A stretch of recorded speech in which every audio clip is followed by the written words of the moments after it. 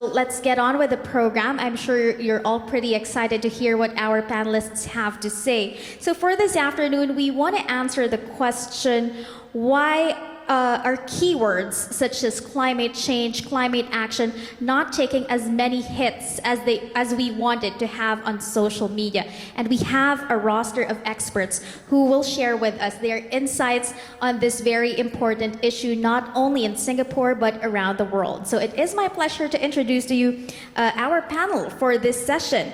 We start off with Dr. Langipoiva Cheryl Jackson. She is a Samoan journalist who is currently working for the Associated Press in the United States.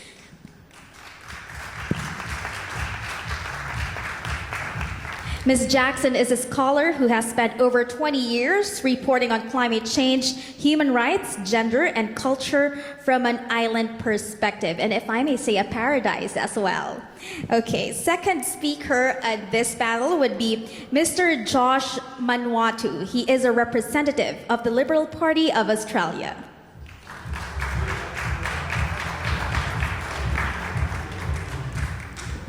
We're looking forward for your insights about how Australia has been doing in terms of climate preservation and how they communicate this issue on social media as well. Okay, we also have today with us Mr. Ibrahim Wahid.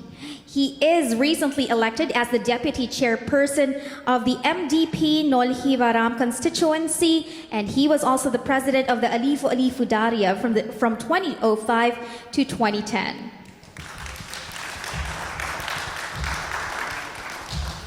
Mr. Wahid was the Minister of State for Health and Family and also served previously as chairman of the National Social Protection Agency of the Maldives. And last but most certainly not the least, we have with us this afternoon Dr. Deepti let me pronounce that correctly, Dr. Deepti Ganpati.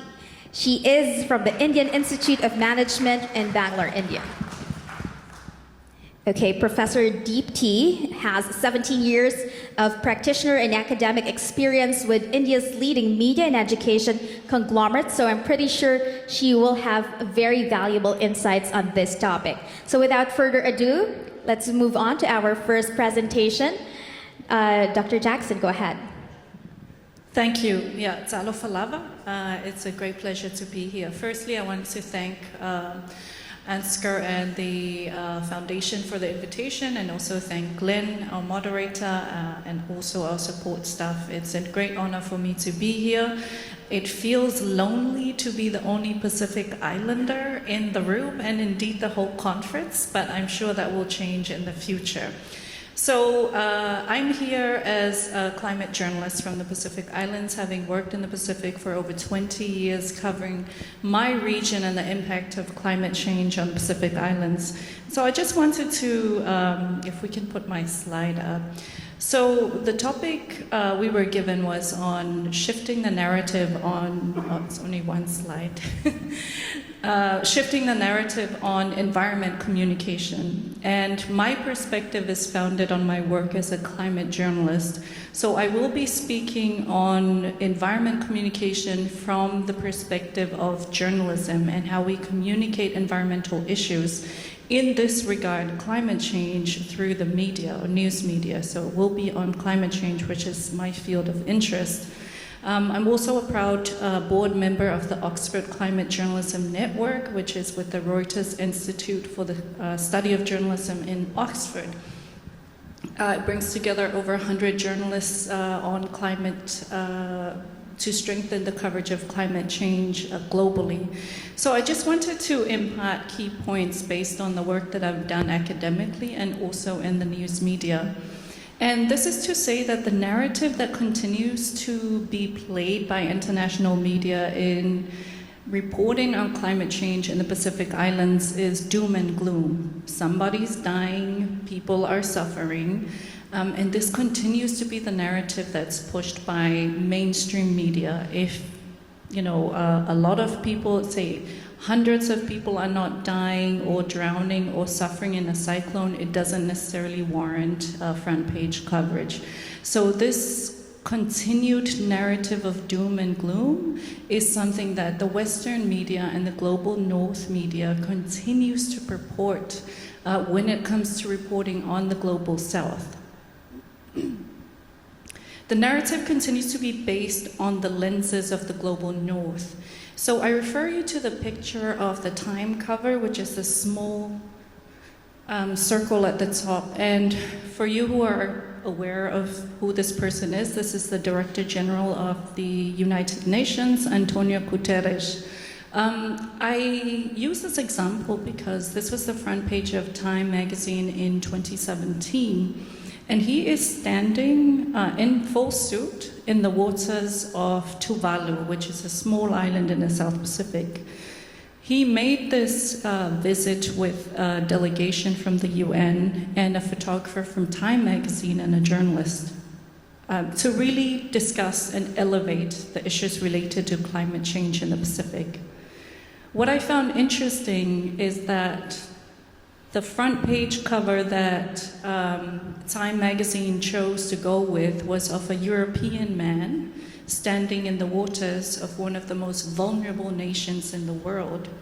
And standing right opposite him are villagers who actually suffer the very impacts of climate change on an annual basis. People who lose their homes, whose livelihoods are threatened on an annual basis, who have to eventually migrate as a result of the climate crisis, were there. They are the real subjects of this story. To communicate the climate crisis in the Pacific, they are the subject matters.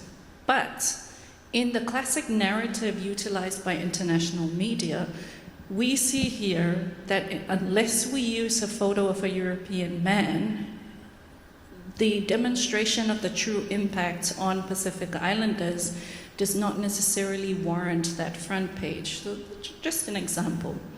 The third point I wanted to impart is that Global South coverage is disempowering and purports the helpless native narrative.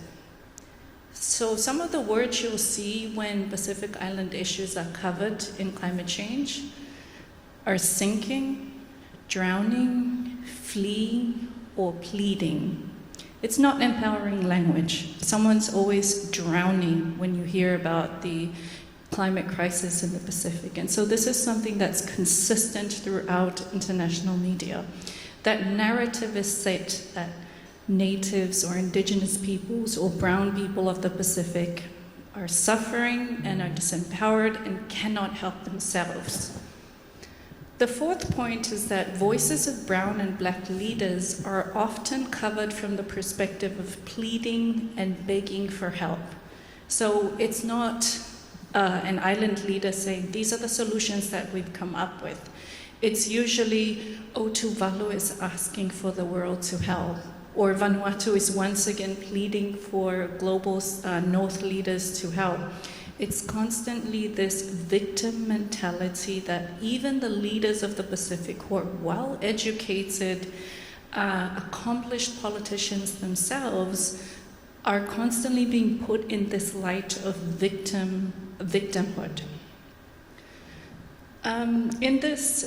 The fourth point I want to make is that local narratives are essential in contextualizing the climate story.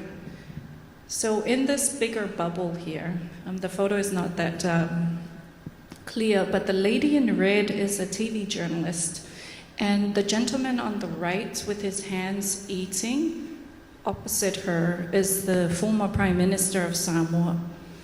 And I wanted to show this picture to demonstrate local narratives, that even in the covering of climate change or environmental issues, there are local cultural contexts that need to be taken into account. So these are the impacts on communities, on cultures, the impacts on livelihoods, the sustainability of nations.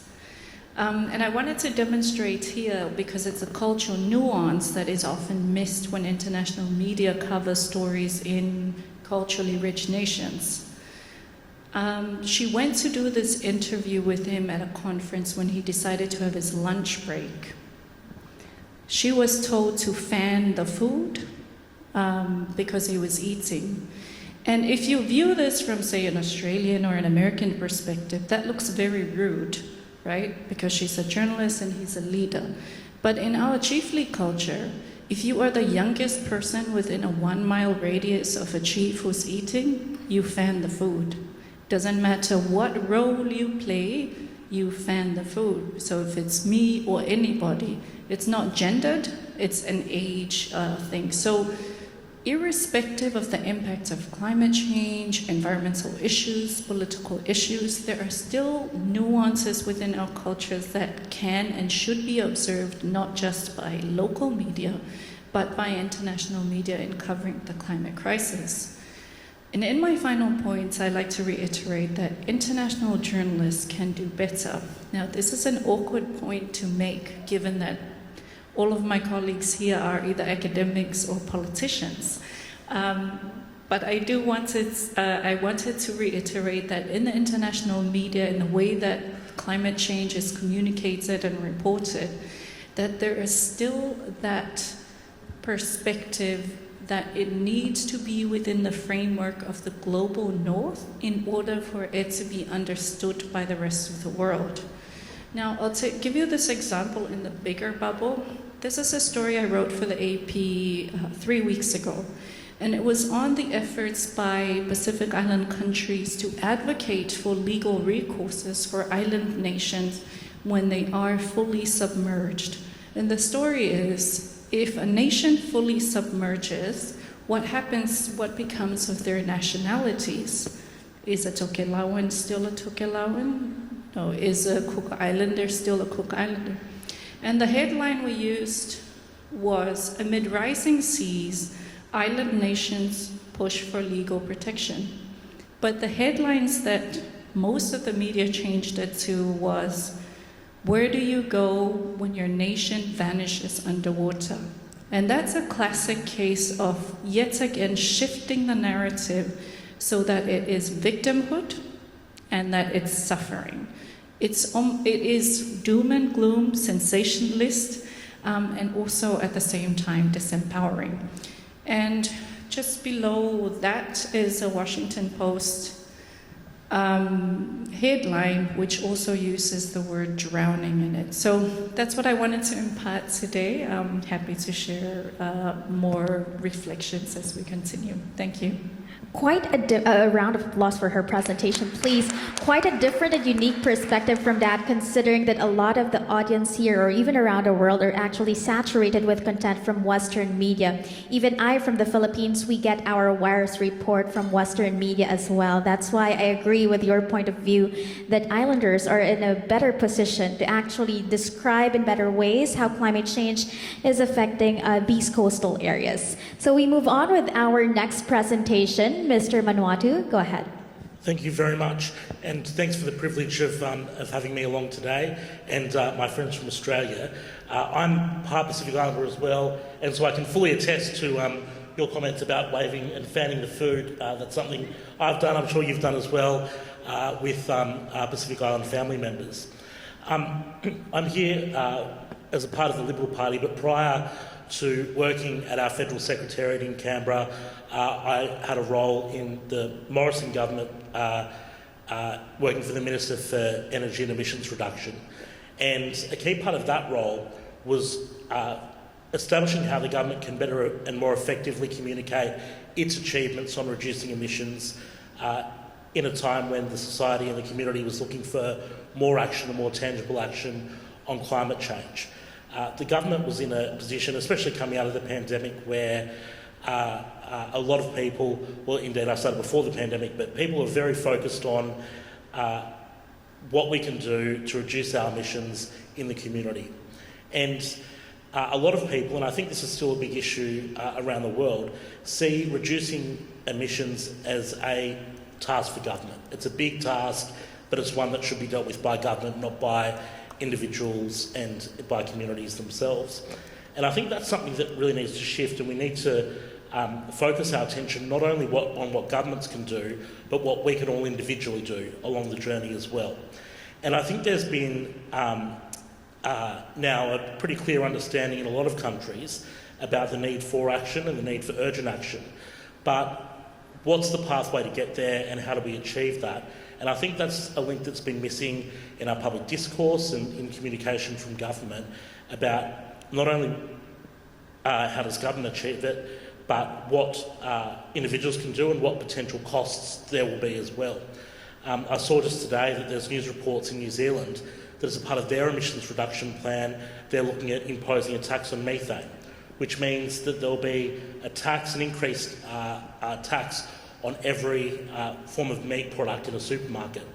Now, I don't think there are many New Zealanders who would have expected that taking action on climate change would result in increasing the cost of meat and the cost of food at supermarkets, especially at a time when inflation's already rising and there are cost of living pressures.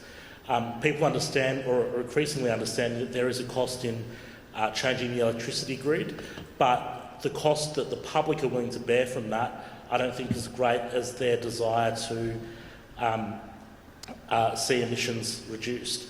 So I think the way forward and the way to get more buy-in from communities and from the public is to make sure that political parties, governments and the media are very honestly, openly and clearly explaining what needs to happen to achieve a goal. I mean, take the net zero by 2050 goal, just for example. What is the pathway that needs to be taken to get there? What are we already doing and what other steps need to be taken? And I think in any honest conversation, that would include a full disclosure of needing to reduce the reliance on meat, needing to reduce the reliance on certain types of energy in the electricity grids from a range of countries. And these are all things that can't and won't be achieved easily. But right now, everything kind of comes as a shock to people because, yes, they agree that we need to take action, but they're not necessarily agreeing and buying in on the actions that need to be taken along that pathway. I also think it's important that we have much more tangible and realistic steps along that journey so that people can see where we're going and what's been achieved to date, instead of just the kind of targets that we see at the moment, which I'll come back to, but in themselves are somewhat problematic. And the other point I'd make is that everything we do in this space, I do think, needs to be founded in environmentalism. People understand and tangibly understand the link between action on climate change and protecting the environment for future generations. That's something that I think is intrinsic to most people, that we want to protect the planet, we want to protect the environment, and we want to make sure that we leave it better for future generations.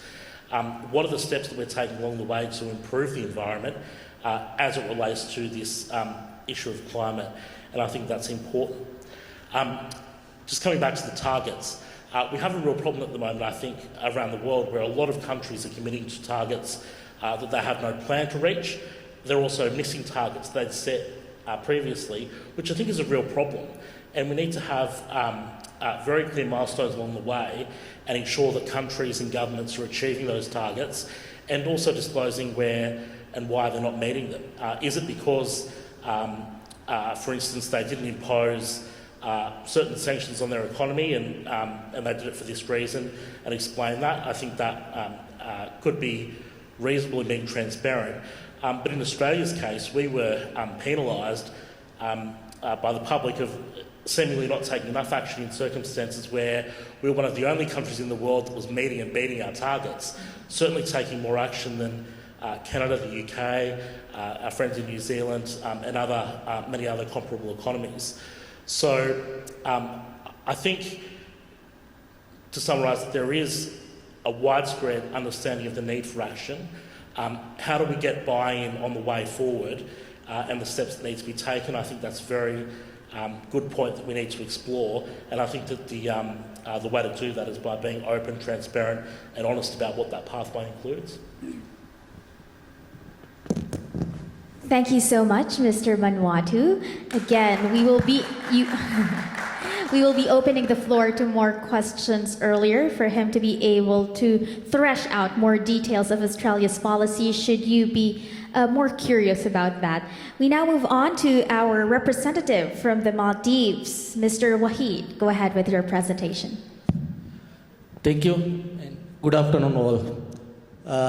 As I am from the Maldives, first of all, I would like to give some information about the Maldives. It's not very, it will be very small.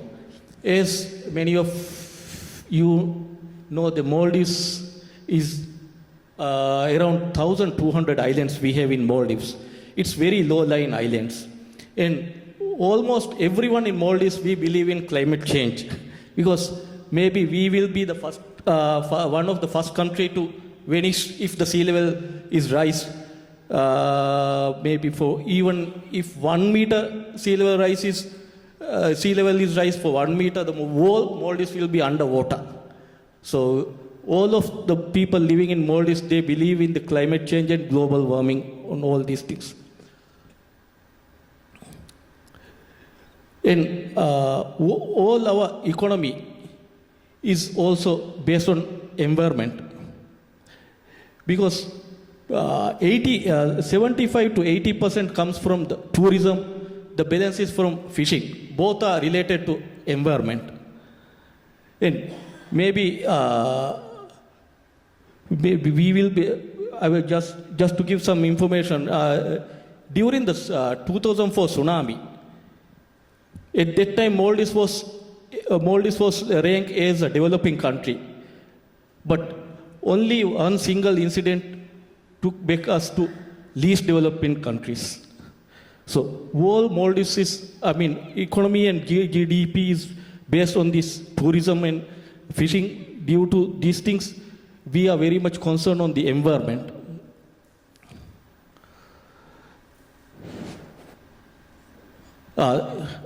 So now something about our environment. In the recent past, 62% of all inhabited islands and 45% of the tourist resorts have reported severe erosion in countries, in the islands. And to advocate these things, what we are doing, some of the environment and people who are working on the environment might know our president, Mr. Nasheed. He was the president from 2008. We have an underwater cabinet meeting in our country to aware these things about the global warming and sea level rise. And starting from the 2008, we have been very much advocating on the sea level rise and environment. And during our first term, we established an Environment Protection Agency, and we have established environment clubs in almost all schools from the primary level. So all the children are educated in environment related things, and we have what we call the cleaning days, and these things carried out all the country with this, with including all the students in Maldives.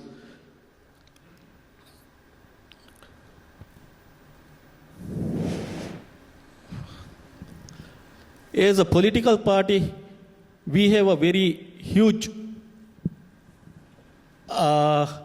relationship with the pledges. When we, in 2008 and 2018, we have been elected as ruling party. So we very much pledge on these environmental issues. And one of the biggest problem for Maldivians is harbors and land reclamation. And for these things, what we are doing, we have been educating all our students and our citizens from 2008, and starting from 2018, we try to mandate these things by the law. And for the starting, what we did was we mandated by law to have a EIA, Environment Impact Assessment Report, for all the major projects. And starting from this year, June 1st, we have banned single-use plastic, importing of single-use plastic to Maldives, because Maldives is not producing anything, we are importing everything. But now we have banned importing of single-use plastics. And this is something which we very recently developed. Because in the first photograph on the top, you are seeing the single, how we are constructing harbors earlier. As some of you might know that the beaches on our islands, it keep moving during different seasons. So when we construct harbors, as it is in the top picture, the beaches cannot move naturally. Due to that, erosion is start with the island. So now what we have come is with our smart harbor, we are calling it the picture on the below. You can see what we are doing is we are constructing the harbor little far from the island, and we are connecting the harbor with the island with a bridge or a jetty something. So then the beach can move around the island freely during all the seasons. This is one idea what we are doing, what we have come. And now, starting from the 2008, we have started installing solar PV, and our target is to be net zero, to go to net zero before 2013. And before I joined as the deputy chairperson of the party, I was working as the deputy managing director of the largest utility company in the Maldives. We have 153 power stations in different islands. When I worked there, I came to know that the largest import to Maldives by monetary value is fossil fuel. So now what we are trying to do is we are trying to install solar PV in each and every island to reduce the import of fossil fuel. We cannot stop it because we need to import those things for our other needs like speedboat and transport these things. But during these 5 years, we have installed about 8 to 10% of our electricity generation. Now we are using solar PV, and some of the islands we can shut down the diesel generators from morning about 8 to afternoon 4 o'clock. Then on these islands we are using only solar power. And the other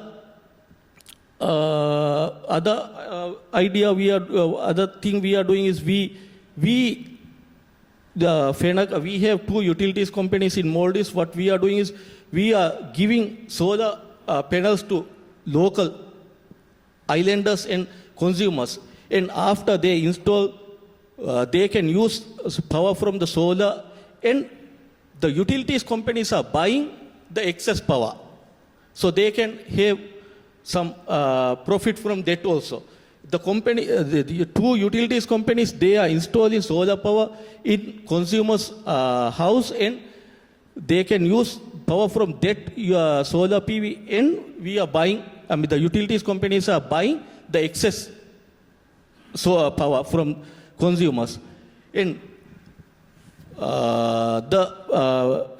as Maldivians, we go. All of the Maldivians, we have been once to fishing. And this is also we are using to communicate how, to aware the people about the environment. In school also, in secondary age, Maldivians, they go to fishing once in their lifetime. So in fishing, you had to snorkel to the reefs to catch the bait fish and these things. So during these times, we are educating the young students, and almost all the schools, they have banned plastic in the schools. They cannot take plastic to the schools. And what we are trying to do is, from the very young age, we are educating our school children about the environment and climate change. That is how we are communicating about the environment. Thank you so much, Mr. Wahid. Great to know about those policies that start at a very young age and all the way up until the policy level wherein they craft not only, or wherein they address not only one sector of society, but also you have presented a long list of solutions created by your policy. Let's learn more about that later in the Q&A. For now, we proceed with our last presentation from Dr. Ganpati.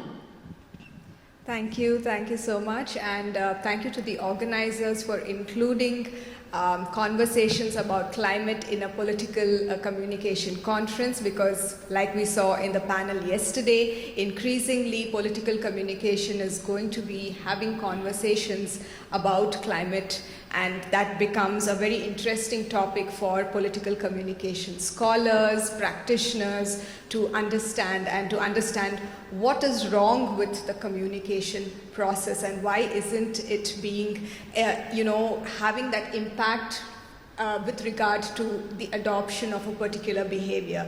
So my research really focuses on a triangulation of three aspects of it, which is the policy, what the policy is communicating from the lens of, political communication, and what are the journalists interpreting that policy aspect as, and how is that impact being received by communities where that particular policy has been implemented.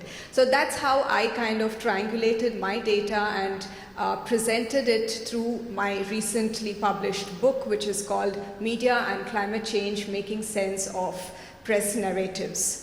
And I really start my argument with this image of the polar bear, which was splashed across the Time magazine and all these magazines about 2 decades ago. And I say this because we are in 2022, and climate change 2 decades ago was something that was not going to be affecting us, was distant, far away, happening in the North Pole, happening to an already endangered species like the polar bear. So there was little you and me could do about it. And so we put up our hands and said, it's not going to happen to us. And we remained in that state for a very long time. But what happened is, increasingly when we started to feel the effects of climate change, that's when it got every one of us involved in the conversation. And that's when we realized that today, one island nation could be that front line. When you're fighting in the battlefield, you have the infantry, right? They are right at the front line. They are fighting. And when they are down, there is another line of soldiers who are up, who are ready to protect the frontiers. So increasingly, we are going to be seeing these island nations becoming those frontiers, and that's what the president of the Kiribati Island said long ago, that today we are the front line, tomorrow you will be that, right? And that's what every nation is experiencing in different ways, in different forms today. And so when we look at this picture, and then when we think about why did the media set the agenda for communicating about climate change like this, but with the picture of that polar bear, and how has it been very different today? We can see that why media coverage matters is because the media sets the agenda, and that is what the mainstream media was predominantly known for doing. Today we have a lot of alternate forms of media. We have digital media forms, we have younger audiences who want to be involved in this discussion about conversation about climate change. We have a lot of data to substantiate that, and we have a lot of conversations based on that in the public domain or in the digital platforms. Also, how does the media frame the coverage of climate change? Is it only a doomsday narrative, or is it about finding climate solutions to a problem? what is the framing based on? Is it based on cultural context? Is it based on what the prevalence of the local political parties are thinking about? Is it based on the fact that there's an international summit happening on climate conversations and everybody has congregated at that place, and that's why the media coverage peaks? So how is the media framing that? And how does that create a sense of direction for policy? How does every country go to the negotiating table at a COP summit and say, this is what we are going to achieve in 5 years, and this is what we want to be negotiating, for our country, and come back with certain keywords, and then that gets again amplified by the media about, what the country wants to achieve. So that's why media coverage matters. So Asian countries are going to be facing the brunt of climate change, and it's interesting because Asian countries are having populations which are very aspirational in nature. You can't restrict a family and say you need to have only one car, or you need to not have a car but use public transport. You shouldn't be buying 2 villas. Every family is aspirational, and every family wants to achieve these set of goals before they finally start talking about climate change, right? So it's very difficult to talk about climate change in countries where growth is taking place on one hand, while on the other hand you're saying, okay, look towards sustainable goals. So that's the communication problem that the media is facing, and also that people are finding it hard to understand. How do we figure this out? So on one hand you have the judiciary taking a stance and saying, do these conservation efforts, conserve, and on the other hand you are looking at the supply chain disruptions, what's going to land up on your food table, or what are you going to be missing out in terms of not getting enough honey, because the honeybees are not finding enough of flowers to sustain themselves in the forest. So there is this debate that the media is constantly thinking about on what to portray. What becomes essential for us to talk about? Why should our audience be reading a story related to climate change just because there has been a policy issue, just because the judiciary has taken a stance, or just because it's going to affect what you're going to be eating today or tomorrow, right? So that is what my research also discovered, and I also went into the communities that get affected by policy changes. For instance, if there is a forest which is earmarked as an ecologically sensitive area, and there are indigenous communities living in those forests, and they can't go into those forests and tap the resources that they would earlier take out for sustaining their livelihood, then what happens to those communities there?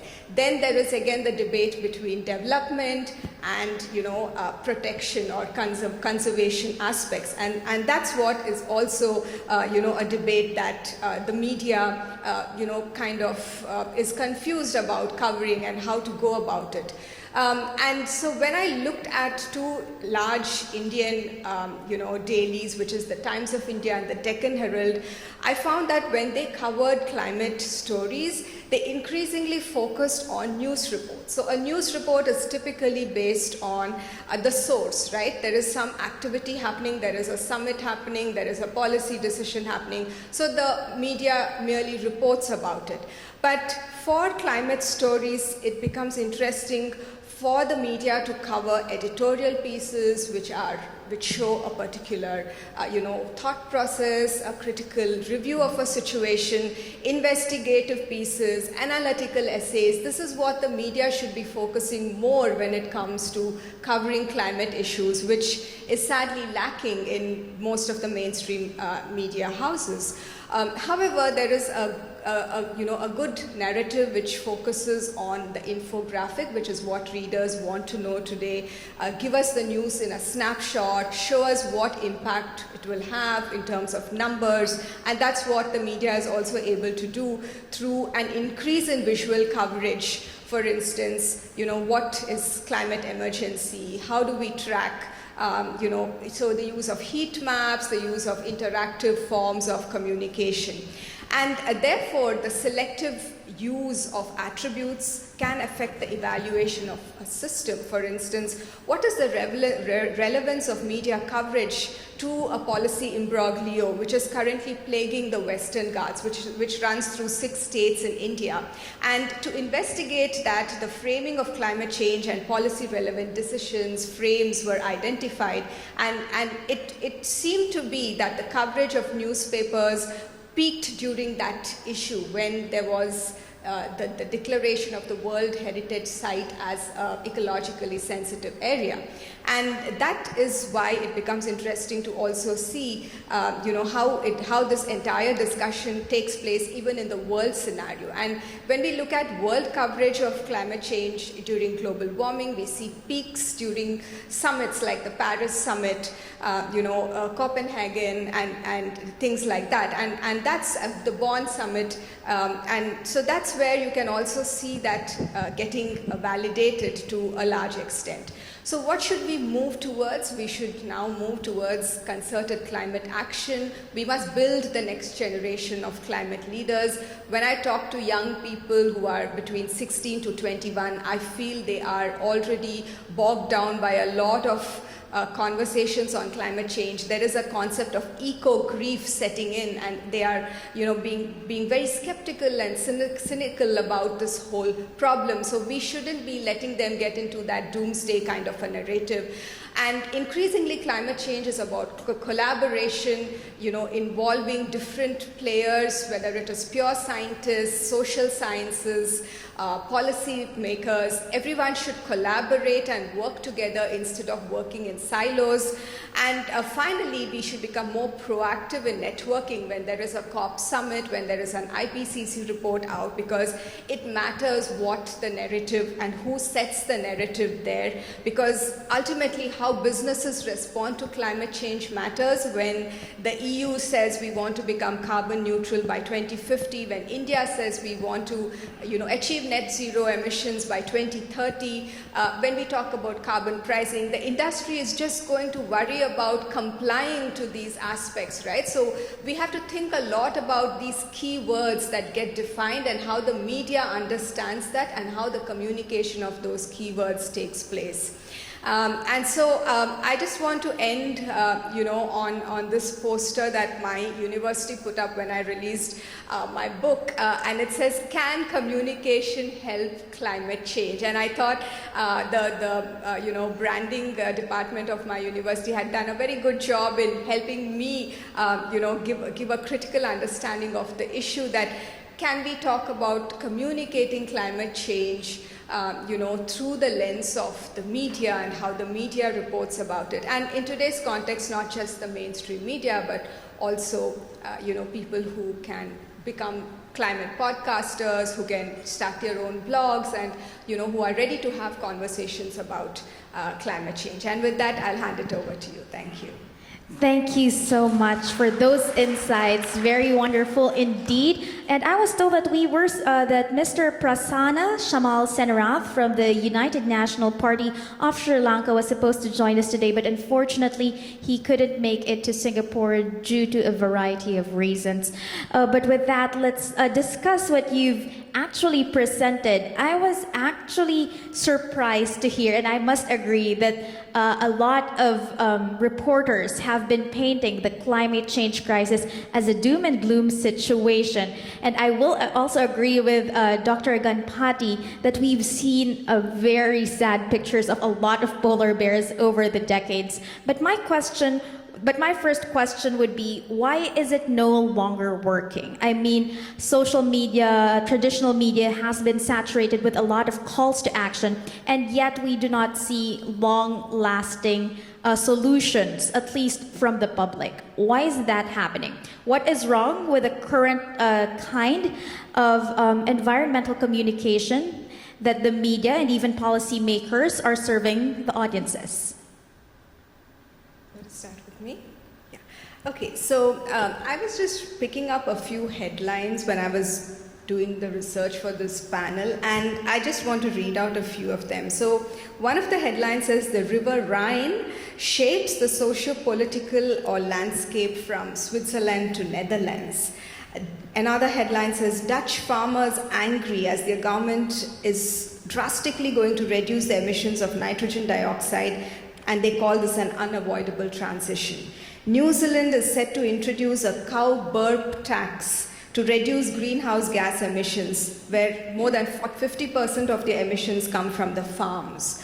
Now, when you see these headlines and when you see people up in arms against the government for policies like this, we are no longer talking about man-animal conflict. We are talking about conflict within our societies as this issue, emerges. And this is increasingly becoming an issue because we see an unwillingness from policymakers, from government and people to accept the need for climate action and to make changes into existing things which are going very well for them till now, right?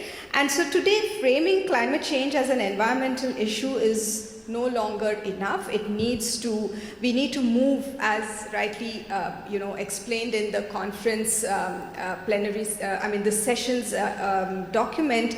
There is this information deficit model, and that has been largely due to the mainstream media's portrayal of that issue. And therefore, communicating climate change should happen in a localized manner, yet giving the global context, keeping that global context in mind, because there is going to be a chain reaction to what happens locally and what happens globally. So it has to be local, yet that global significance of it is very much needed. Yeah. And if I may add, the thing with climate change is that it is a very abstract term unless you put a face to it. Maybe that's where the victimization or the victim mentality stems from. But what can policymakers and journalists do to improve the kind of communication needed in this kind of issue?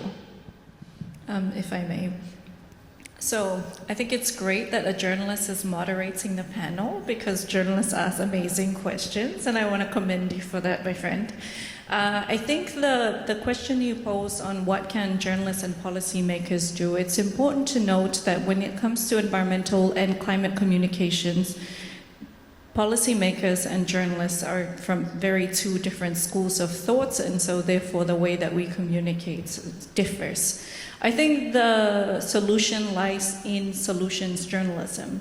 It's in the media taking an active role in raising the awareness and the visibility of solutions, not just at the local level, but at the global level. I think where policymakers come in is to bring that expertise from their national circumstances to inform and strengthen the way that we report on climate change. That is generally missing when we report on localized stories. We miss the expert voice for that particular community. For example, in the Pacific, there is an issue as it relates to information. The information that we need to write a really good climate story is not generally available. And so the data that we find is usually either outdated or not relevant to the story that I'm working on. And due to the nature of governments in the Pacific Islands, sometimes information is not freely available. So we then end up having to go to international sources where governments are obliged to submit their national reports on climate change to get the information so that we then report it at the local level. So there's still challenges, but I think the answer lies in solutions journalism. You might want to add something? Yeah, I completely agree in that. I think, I'm 32. My entire upbringing and all of my life, I remember there being news reporting, comprehensive news reporting about global warming, climate change, our impact on the environment, as I think well illustrated by your slide with the polar bears. And so I think when we've been talking about this for 20 years, people get it. People get that there's a problem, and they do want a solution. I think your point about solution journalism is a good one, in that people want to know what action can they take personally on a personal level. And then they, I think, will seek to do that. In Australia, 1 in 4 homes now has solar panels on the roof. It's a very tangible way that many people who are able to do something have done something. many people are offsetting power that they're getting, with carbon offsets. Many people are choosing when they fly to offset that, use a carbon offset on that as well. But unless all those options are being articulated, not just on what government can do or what global leaders can do, but what can I do on a local, personal level? What can I do at my house? Is it, well, using the New Zealand example, I don't think the government has ever said we want people eating less meat, but they go and impose a methane tax. Why isn't there that articulation of what people could do in their own homes, in their own communities, as well as the government taking broader action as well?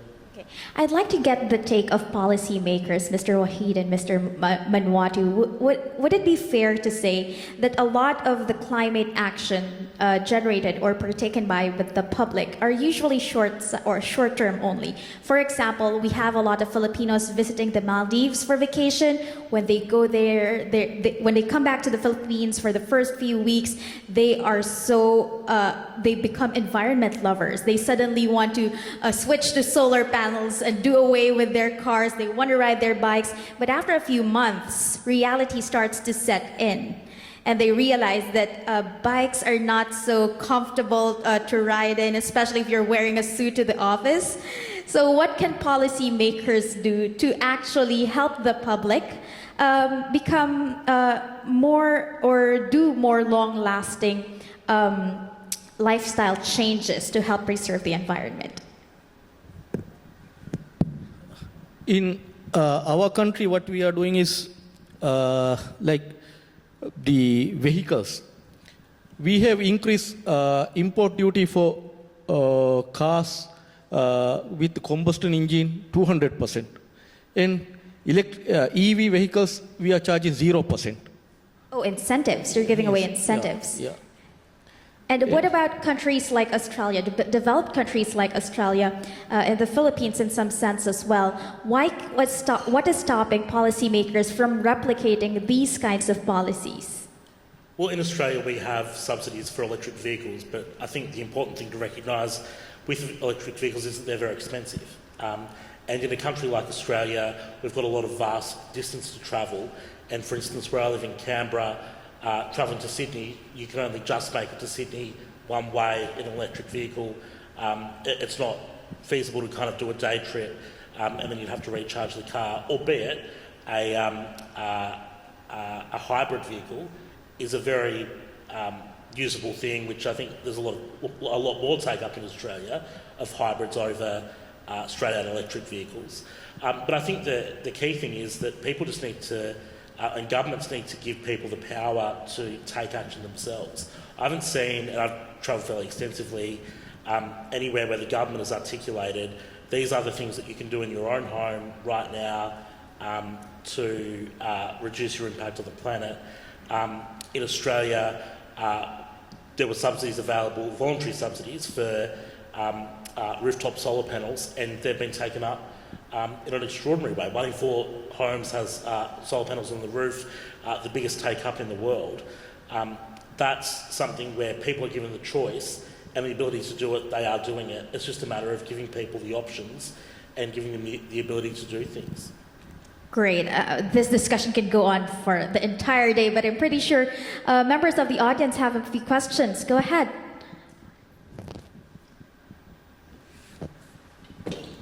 Hi, my name is Renee.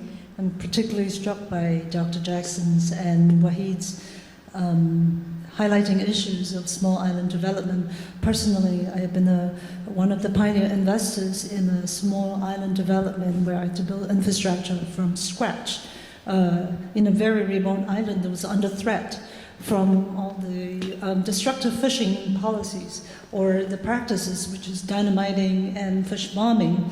And the concept was to create a marine conservation site, at the same time create a world-class diving destination. And this was a small mom-and-pop operation financed by ourselves. And we found that very often the narratives were framed by the NGOs who want to come to our island at our expense to write their reports, and they're donor-funded. And, you know, with the donor-funded, they have a specific angle that they create their stories. So here we were struggling as a fledgling operation, trying to build all infrastructure. There was no access to the islands. There's no water, no electricity. It was uninhabited. There were sea gypsies living by. And actually, I thought of all the damage they did to the locals, promising them all kinds of things, and they didn't bring any good to them, doing their mapping or their, mapping the reefs for their reports, and nobody reads them. And they were spending crazy amount of money living in nice villas in Jakarta and Bali. We were struggling there in the remote island in Sulawesi. So it really resonated to me that their stories were always struggling natives and being victims. And actually, I found them very empowered because they had skills that we didn't have. They could build entire homes from wooden blocks like Lego without any nail and cement. We didn't have any modern tools because we didn't have any electricity. So another conversation to pursue. My specific question would be to Ibrahim Wahid. In Maldives, the water levels are rising up to 59 centimeters by year 2100. According to Mohammed Nasheed, your president, you're actually going to start a sovereign wealth fund to fund the worst case scenario that the country sank and you're looking for a new homeland and your insurance against climate change. How is that coming along in terms of the narratives? Is this picked up by the financial press that you're looking for that kind of money? Would the revenue that you earn from tourism be enough to fund your sovereign wealth fund?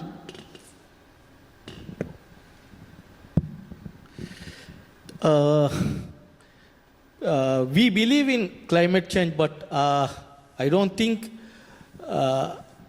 in a near future we had to find another land. But we can be there for some time.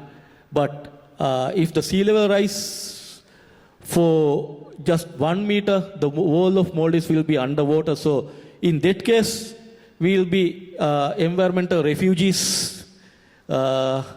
And I don't think, based on our current economic situations, we have financial capacity to buy or to have land from somewhere else.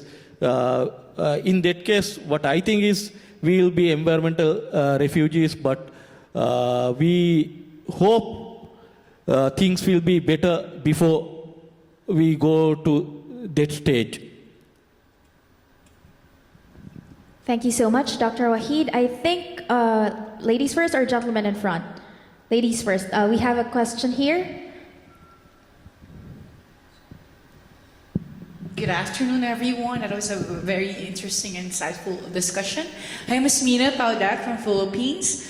I'm not a journalist. I'm a lawyer by profession, so by way of disclosure, this topic is really close to my heart because I was the lead lawyer who filed a case against 47 multinational corporations, coal, gas, or fossil fuel companies,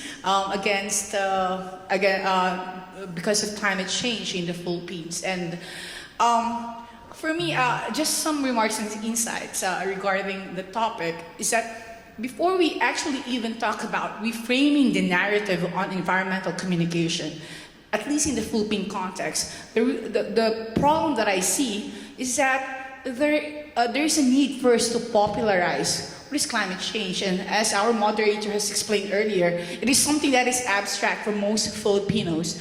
So one of the learnings during our field or grassroots intervention is that we really have to talk about climate change in a way that it should be understood or it could be understood by the grassroots. And how it could be understood, first, you don't talk about climate change as a science. You can communicate it using the human rights or dignity lens. When we were talking with the grassroots, when we asked them, they don't know what climate change is, But when you spoke about the effects of climate change, now they begin to understand and they begin to talk. So that's one problem, is that popularizing. In our national or local state, unfortunately, the topic, even our case, is not being captured by the media unless we invite the media to with our conference, you know. But the international, we get a lot of invitations from the international climate community to speak about our case.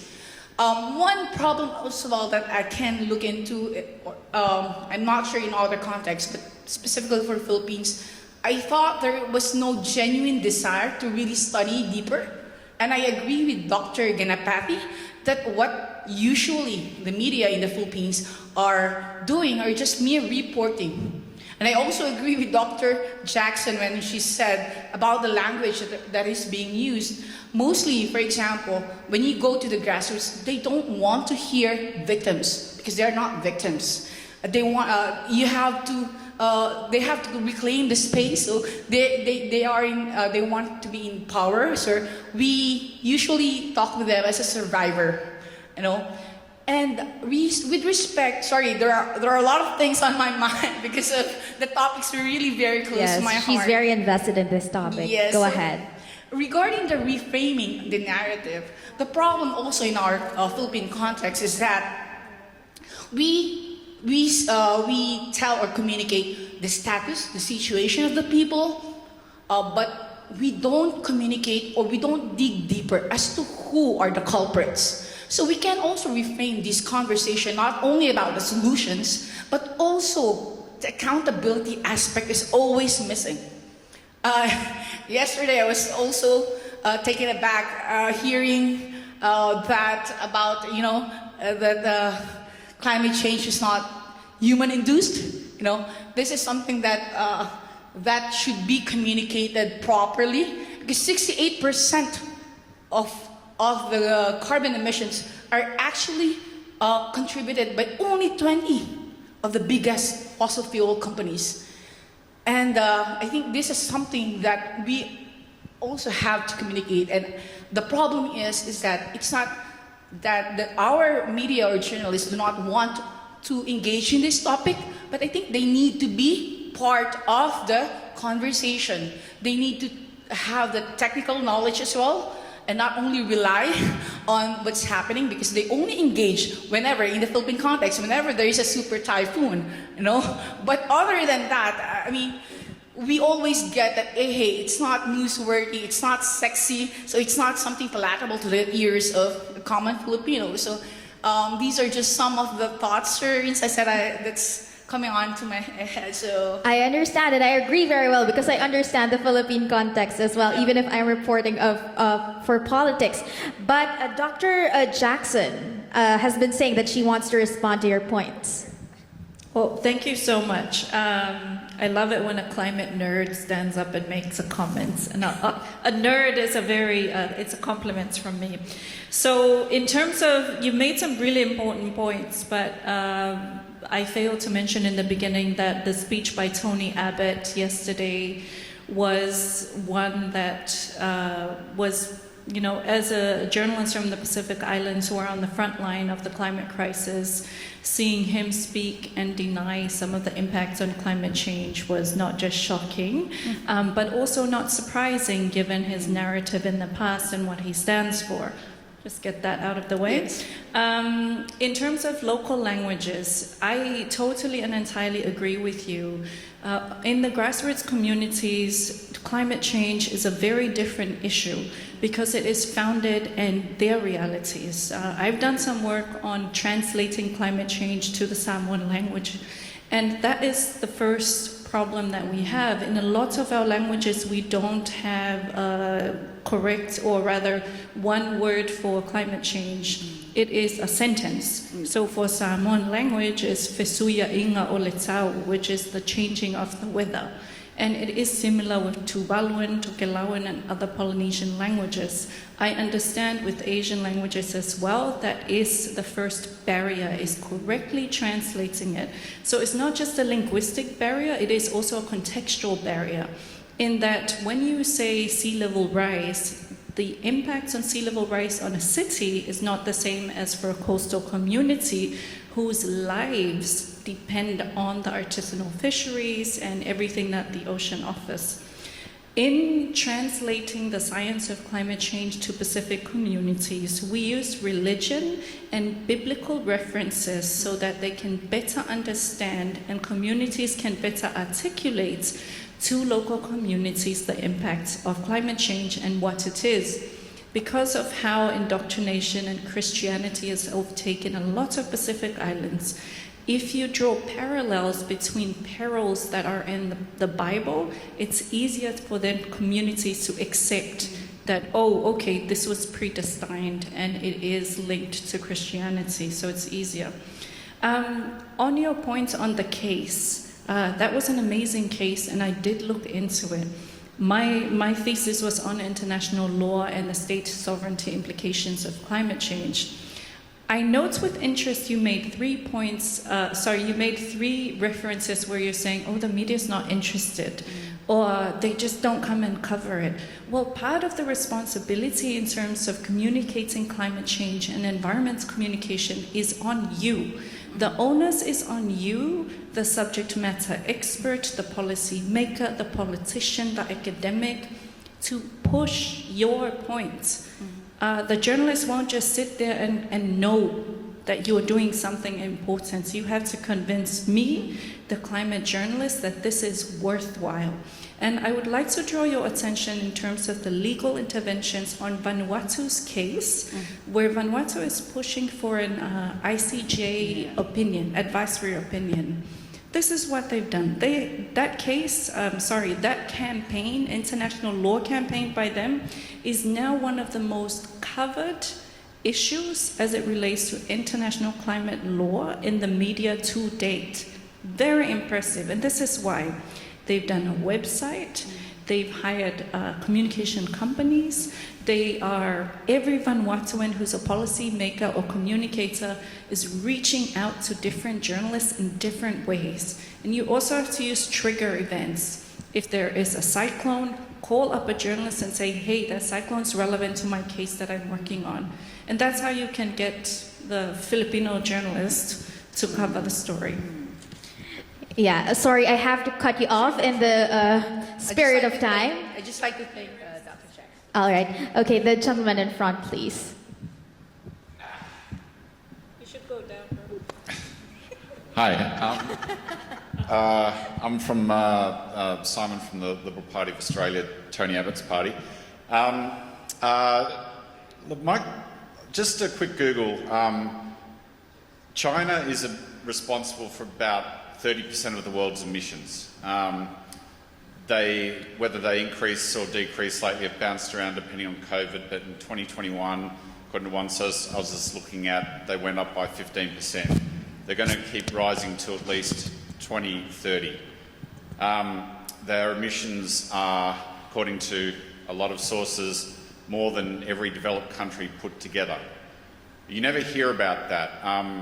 In any democratic country, the populations are told about, or sort of pressured to reduce their emissions. A lot of discussion about that.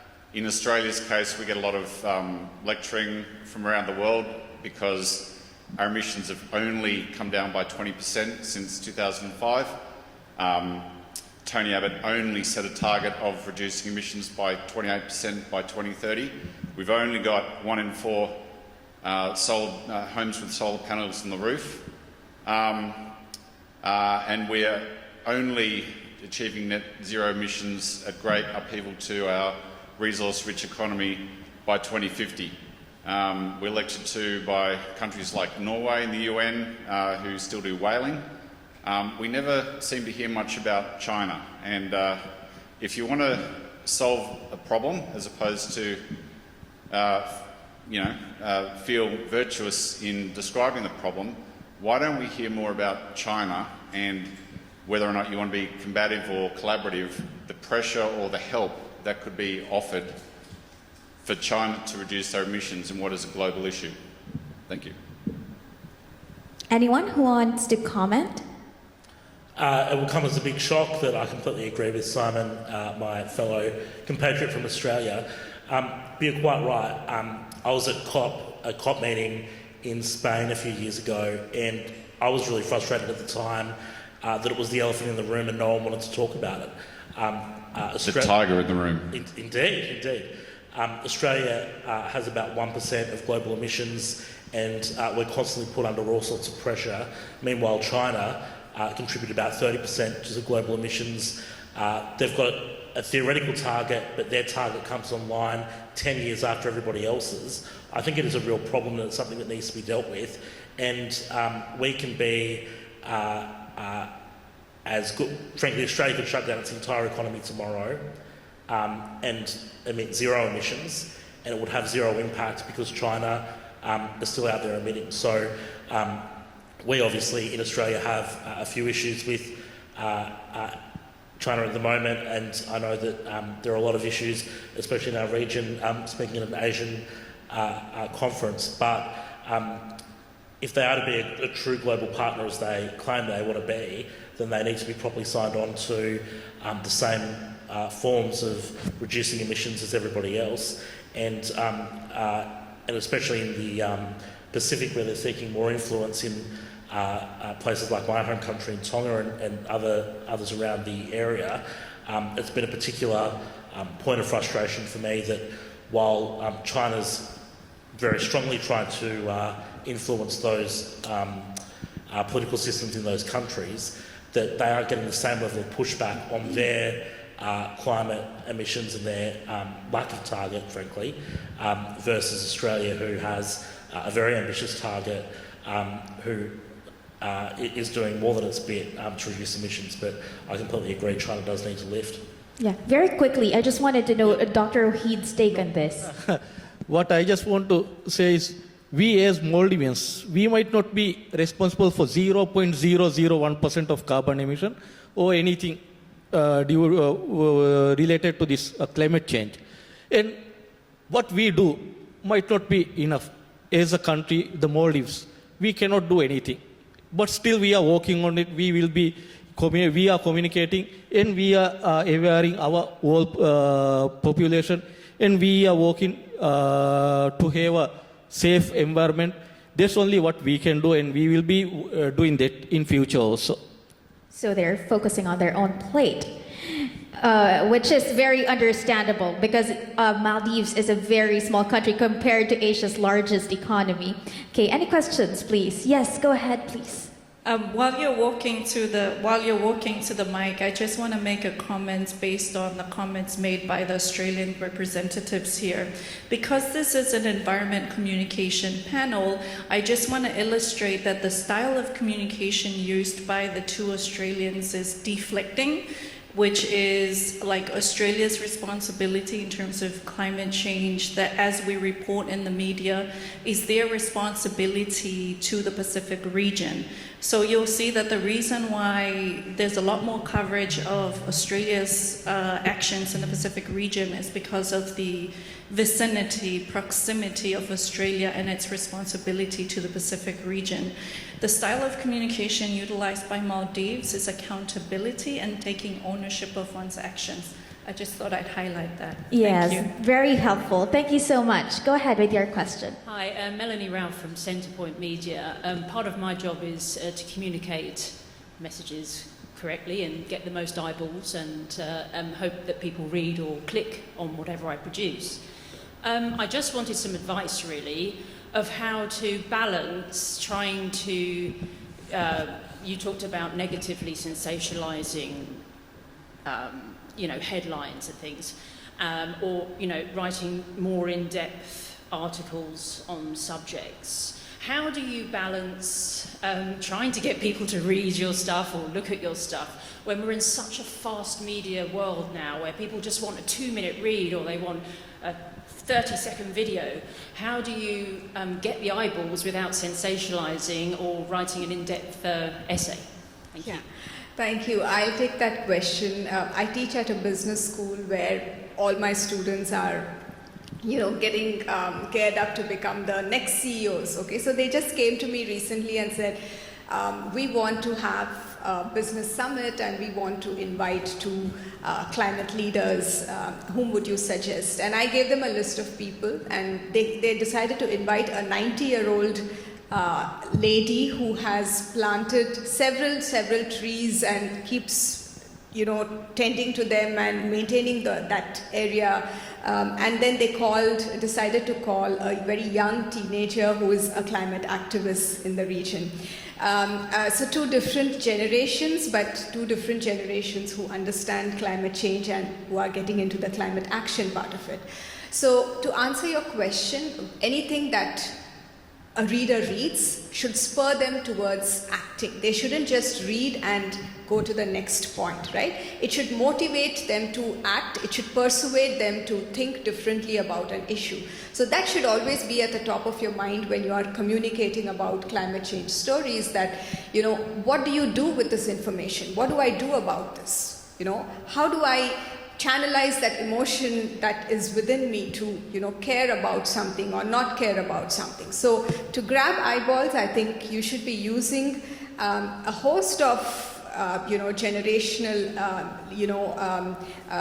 different kind of readers, from the young to the middle-aged to the older people, so that you're getting everybody under the same cover, and then each one knows that given their limited expertise or given their limited age, what are the things that they could do? And that's something that I discovered during my research as well, that whenever you focus a green warrior or that kind of a champion of the environment, or something that, relates to what you talked about, filing a petition in the court, and a whole community is up in arms against a policy decision, and they reclaim that land and say, we don't want skyscrapers there, we want to see the coastline. A whole generation, I think 40 years of activism led that reclaiming of 6 to 7 miles of coastline in Hawaii. I was there in June, and they took us to see that, right? That is public land now. So things like that, when you start reporting about it and when you choose to talk about it, then people know that they can also become those change makers. And I think, that should be your goal. Any other questions from the room? Go ahead, please. So I have a quick question for Dr. Jackson. This is specifically about journalism.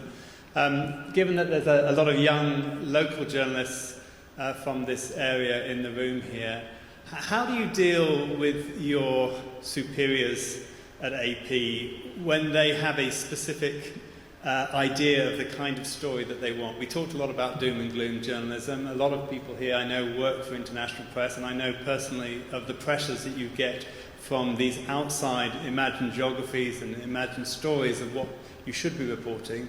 The photograph that you showed from Time magazine is a great example. You didn't show the whole picture, but he's standing in water, and I just, again, a quick Google saw that you had an article in a local newspaper condemning that picture.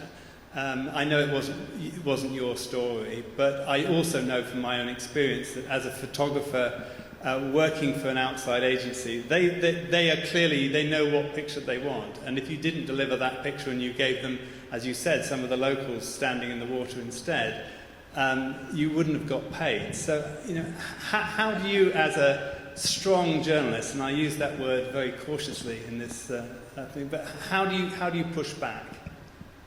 Thank you. I think that's a great question. So I've only been with the AP for 2 months. Prior to that, I worked with The Economist, The Guardian for 3 years, Al Jazeera, CNN, BBC, and others. And pitching is difficult, and that is a legitimate question.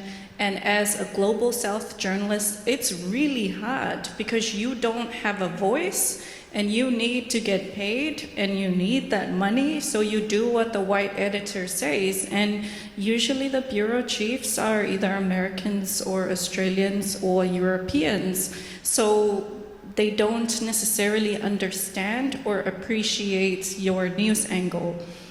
If that photographer pitched a family with a baby, a Tuvaluan family, I'm sure the editor would turn it down still.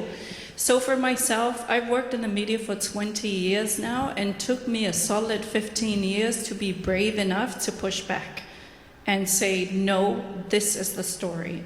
And so I fully acknowledge my privilege in getting to a stage where I can push back and say no to a story, but it is difficult. My advice to young journalists in the global south is to find your niche. So myself, my niche is in the existential crisis faced by Pacific Island nations, atoll nations in particular. So when the editor that I'm pushing back on Google searches my name, they know that my headlines get traction.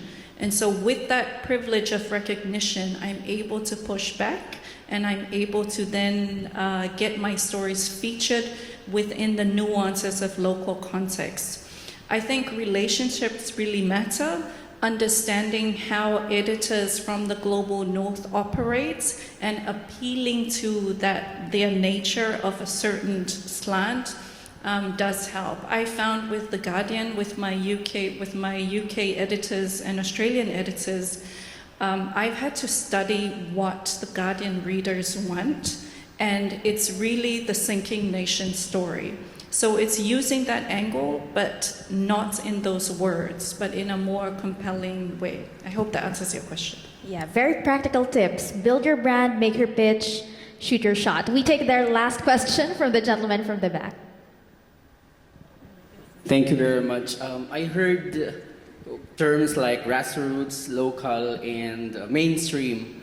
My question is that, personally, I believe that you always have to bring together the multi-stakeholders, whatever concerns or problems we have in our localities, like the government, the business sector, and the civil society organizations.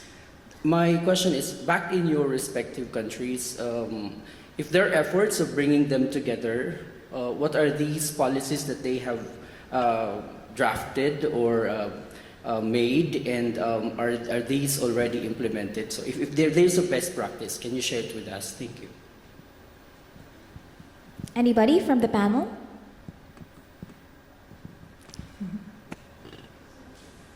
He was asking about the best practices, correct? I was quite fascinated with Maldives' initiative to hold underwater cabinet meetings. That will definitely get some room on the primetime news, if I may say. Kindly, very quickly, share other best practices. We very much try to give incentive to the solar PV. The people who are installing solar PV, and we are giving government subsidies to the people who are installing, who are providing the solar PV. So to them to give these things easily, and we are providing LED lights and these things free of charge to the whole population. And what we are doing is for the tourism, when they build the resorts and when they try to get the island for the resorts to build, we give extra marks for environment friendly policies they are making. And like that one island now, there is Kureddu. They have the whole island is powered by solar PV. Ooh, so lots of incentives Yes, for clean energy. Clean energy. Yeah. Great. Thank you so much to our panelists. That concludes our session for Reframing the Narrative on Environment and Communication. A round of applause, please, for our experts once again. We will have a quick coffee break outside, and then the conference will convene in this room again for the closing plenary session. Thank you. I hope you had an insightful afternoon, and you may continue your discussions outside. We're looking forward to hearing more of your thoughts in a more candid manner. Thank you again. Good afternoon.